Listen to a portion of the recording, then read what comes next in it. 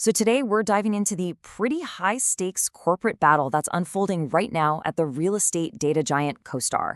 It's a really fascinating story about a massive strategic gamble, some very angry investors, and a real fight for control over the company's future. And that's really the big question here, isn't it? This is what's at the heart of the showdown at CoStar Group. You've got this conflict that pits a powerful founding CEO against some of the most feared activist investors out there. And there are literally billions of dollars and the entire direction of the company just hanging in the balance. Okay, so here's how we're going to break this down. First, we need to understand who CoStar is. Then we'll get into the risky bet that really kicked this whole thing off. After that, we'll meet the activist investors, look at what they're demanding, and see how this whole thing is blowing up into a full-on battle for the boardroom. All right, first up, we've got to understand the company at the center of this storm, CoStar Group. And you need to know, for decades, they have been an absolute titan in a very specific and very, very profitable industry. It was founded way back in the 1980s by its current CEO, Andrew Florance. And look, CoStar is no small startup. We're talking about a company with a market value of around $22 billion. It's a true giant in the world of real estate information.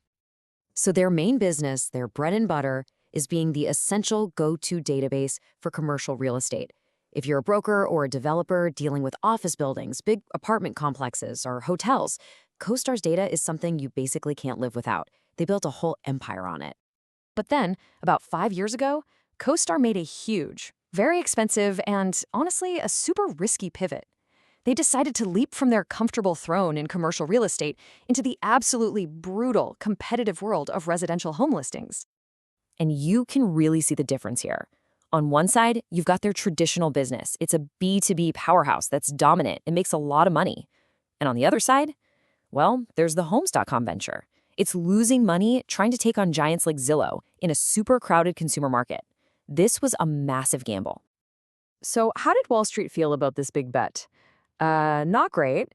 The market is clearly worried about the huge sums of money being poured into Homes.com, not to mention the tough competition. And that has sent the company's stock price tumbling more than 23% just this year. You know, a plunging stock price is like a dinner bill for a certain kind of investor. When a company's performance starts to wobble, these shareholder activists see a perfect opportunity to step in, shake things up, and try to force a new direction. Now, if you're not familiar with the term, shareholder activism is basically when investors use their ownership stake as a weapon, not just a passive investment. They'll publicly challenge management, they'll propose new strategies, and they try to get other shareholders on their side, all to unlock what they think is hidden value in the company. And in this particular case, we are not talking about small-time investors here. No, we're talking about two heavyweights. You've got D.E. Shaw, a massive hedge fund and already one of CoStar's biggest investors. And then there's Third Point, the firm run by the famously aggressive activist Daniel Loeb. When these two show up at your door, you know a serious fight is about to start. So what do these powerful activists actually want? I mean, they're not just complaining for the sake of it. They have a very specific list of demands they think will fix this broken strategy. In a pretty pointed letter to the board, D.E. Shaw laid out their 5-point plan, and their demands are crystal clear.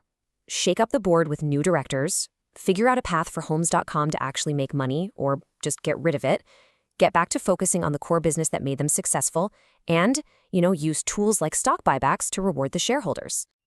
All right, so how did CoStar and its CEO respond to all this? Well, they're not exactly known for backing down from a fight. So instead of quiet negotiations, this whole conflict has just spilled out into the open, with both sides throwing some very, very sharp punches. D.E. Shaw came out swinging, directly attacking the credibility of the board. They're basically saying the people in charge of overseeing the CEO are asleep at the wheel, that they're failing at their most basic job of protecting investors. That's a direct shot. And CoStar just immediately fired right back. In their official statement, they defended their whole strategy for Homes.com. They said the board was completely on board, and they dismissed the activist push as not just wrong, but dangerously misguided. And look, this kind of sharp language wasn't some isolated incident. The bad blood here has been brewing for a while. In an earlier spat, CoStar even accused Daniel Loeb's firm, Third Point, of acting like a child. So yeah, this shows you just how personal and bitter this whole dispute has gotten. Okay, so when the public letters and the nasty words don't solve the problem, the fight just escalates. We are now moving beyond a war of words and straight into a direct struggle for control of the company's board of directors. This next stage is what's known as a proxy fight, and the easiest way to think about it is like a corporate election. The activists D.E. Shaw and Third Point will put up their own team of candidates for the board, and the company will defend its current directors. And then it's up to all the other shareholders to vote and decide which side they trust to lead the company. And here's pretty much how it works. First, the activists nominate their dream team. Then, both sides go out and campaign like crazy to win the votes of every single shareholder. The outcome of that vote? Well, it's everything. A new board could get installed and have a mandate to completely scrap the Homes.com strategy and totally overhaul the company. So after all that, what's the bottom line here? Why does this whole corporate drama even matter? What are the big things you should take away from all this? Well, first, it's a huge reminder that even a founder-led, dominant company isn't safe from a revolt if a strategy starts to look like it's just destroying value. Second, it really highlights the incredible power of activist investors to force a public conversation about a company's direction. And finally, it proves that the fate of a multi-billion-dollar bet can really just come down to a shareholder vote. And that really leaves us with this fundamental and pretty fascinating question that's at the heart of how all of this works. Should it be the visionary founder who built the company from scratch who gets to steer the ship, even if the waters get stormy? Or is it the shareholders, the actual owners of the company, who have the ultimate right to demand a new course when they feel like their investment is at risk?